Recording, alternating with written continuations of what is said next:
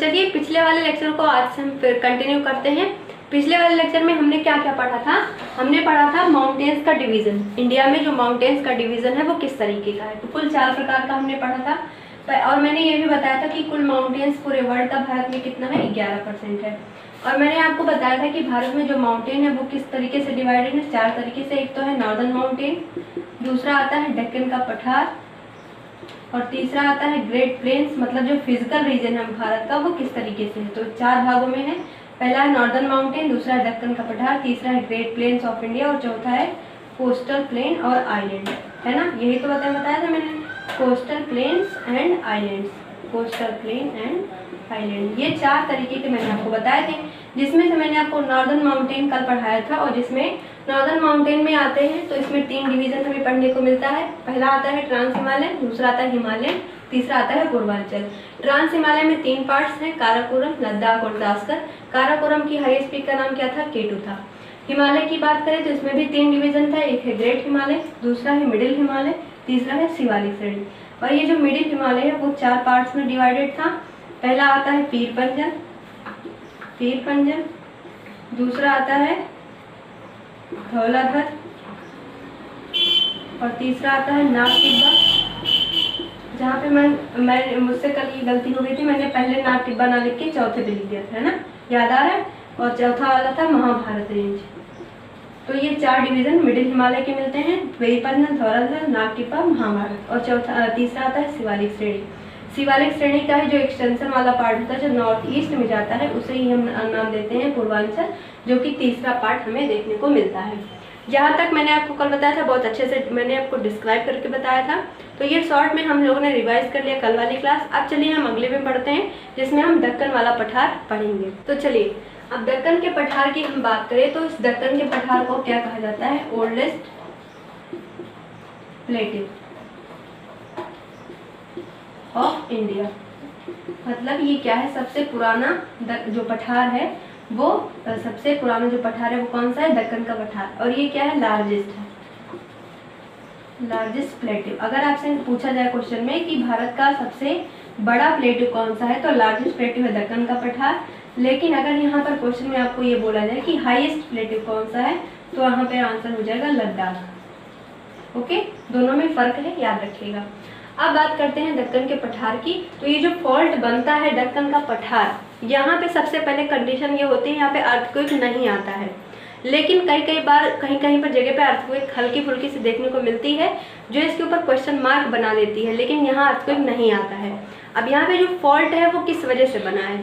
ये जब अफ्रीका से अलग होता है तो उस डिवीज़न के समय पे फॉल्ट बन गया, वही फॉल्ट हमें यहाँ पर ये देखने को मिलता है।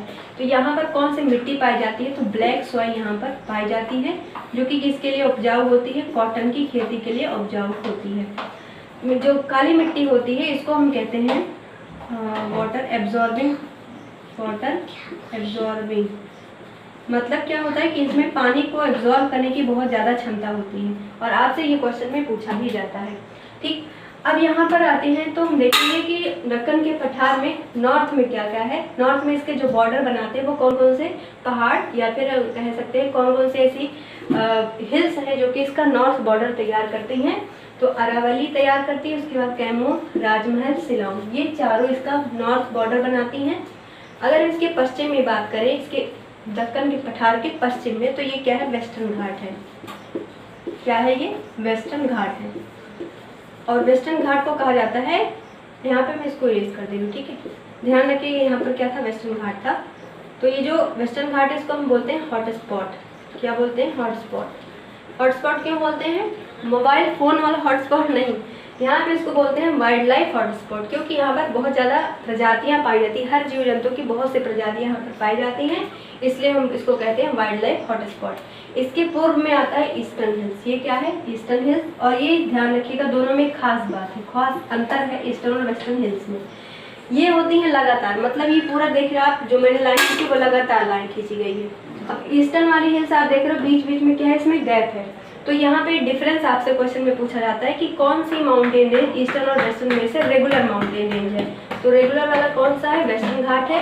लेकिन जो ईस्टर्न घाट है वो रेगुलर नहीं है, बीच बीच में क्या है? इसके गैप है। अब ये गैप क्यों है? क्योंकि देखो यहाँ पर पश्चिम में आप देखोगे तो मुश्किल 2 ही नदियाँ जाती है। एक तो आती है नर्मदा नदी, कहाँ जाती है, इधर अरेबियन सी में, और दूसरी आती है तापी रिवर, और ऊपर से इधर से जो आती है लूनी आ गई, ये सब साबरमती नदियाँ आती हैं। लेकिन यहाँ पर आप देख रहे हो महानदी, गोदावरी, कृष्णा, कावेरी, वैगई, ये सभी नदियाँ कहाँ जाती हैं, बे ऑफ बंगाल में। ये एरिया क्या है, बे ऑफ बंगाल का है पूरा। तो जो बे ऑफ बंगाल में जाती है तो यहाँ पर देख रहे हो आप बीच बीच में ये क्या बनाती है, डेल्टा बनाती है। तो इनकी इरोजन की वजह से यहाँ बीच बीच में गैप हो जाता है। अब दक्कन का पठार मैंने आपको बताया, नॉर्थ बाउंड्री किसकी बनती है, अरावली, कैमूर, राजमहल और शिलांग हिल से इसकी नॉर्थ बाउंड्री बन गई। पश्चिमी बाउंड्री जो बनती है वो किससे बनती है, वेस्टर्न घाट से बनती है। वेस्टर्न घाट को हम क्या बोलते हैं, वाइल्ड लाइफ हॉटस्पॉट बोलते हैं। ये क्या है, रेगुलर माउंटेन है। और ध्यान रखिएगा वेस्टर्न और ईस्टर्न में अगर पूछा जाए हाइट का कंपेरिजन तो वेस्टर्न घाट जो है वो ज़्यादा हाइट वाला होता है ईस्टर्न घाट की अपेक्षा। ये भी आपसे क्वेश्चन पूछा जाता है। अब ईस्टर्न घाट क्या है, ईस्टर्न घाट क्या है, रेगुलर नहीं है, बीच बीच में क्या है, क्रैक है। क्रैक क्यों है, क्योंकि यहाँ पर जो नदियाँ आती हैं वो यहाँ पर इधर डेल्टा बनाती हैं, बे ऑफ बंगाल में जाती हैं, इसीलिए यहाँ पर इसमें क्रैक हमें देखने को मिलता है। ठीक है, दक्कन का पठार हमने पढ़ लिया। और एक चीज़ और ध्यान रखिएगा कि जो दक्कन का पठार है इसको हम बोलते हैं ब्लॉक माउंटेन। क्या बोलते हैं, ब्लॉक माउंटेन। तो ये ध्यान रखिएगा, कई बार हो सकता है ये पूछ लेते स्टेटमेंट बनाकर। आप देखो ज्योग्राफी पे जब क्वेश्चन बनता है तो या तो नदियों के ऊपर सीधा सीधा सवाल बनता है, अगर माउंटेन्स पे पूछा जाता है तो स्टेटमेंट बेसिस पे पूछा जाता है। तो हो सकता है ये पूछ लिया जाए कि ब्लॉक माउंटेन भारत का कौन सा है, या फिर ब्लॉक माउंटेन के रूप में हम किसे जानते हैं, तो दक्कन के पठार को हम जानते हैं। तो दक्कन का पठार हो गया कंप्लीट। अब हमें क्या पढ़ना है, प्लेन्स ऑफ इंडिया, जो नॉर्थ उत्तरी मैदान है, उत्तरी मैदान ये पढ़ना है। और दूसरा क्या हो गया, कोस्टल प्लेन पढ़ना है, और आइलैंड ग्रुप पढ़ना है। ठीक है, ये वाला टॉपिक बड़ा था इसलिए एक साथ कवर कर दिया। अब ये दोनों जो बच गए हैं ये एक साथ हम कवर कर लेंगे अगली वीडियो में, क्योंकि वीडियो ज़्यादा लंबी नहीं है तो थोड़ा थोड़ा सा ही हम कवर कर सकते हैं। ओके, मिलेंगे अब अगली वीडियो में। आपको जो भी थॉट प्रोसेस हो अपना कमेंट बॉक्स में जरूर लिखिएगा। कोई भी नया आपको पढ़ना है टॉपिक तो उसको भी लिख दीजिएगा। और हाँ, पॉलिटी का लेक्चर भी, जैसे देखो शाम को आप वीडियो अपलोड होती है, एक दिन पॉलिटी, फिर एक दिन ज्योग्राफी, फिर एक दिन पॉलिटी, फिर एक दिन ज्योग्राफी, ऐसे करके। तो आप दोनों को पढ़ते चलिए। ठीक है, जो भी टॉपिक आपको इसमें पढ़ना है ज्योग्राफी में कमेंट करके बताइएगा, जो भी पॉलिटी में पढ़ना है वो भी बताइएगा। जैसे पॉलिटी में आपने कहा है कि फंडामेंटल राइट्स हमें पढ़ना है और आर्टिकल्स पे पढ़ना है, तो दोनों भी वीडियो में अपलोड कर दूँगी। ठीक है, तो आप इसको पढ़ लीजिएगा और अपना नोट्स बना लीजिएगा। मिलेंगे अब अगली वीडियो में, तब तक के लिए थैंक यू।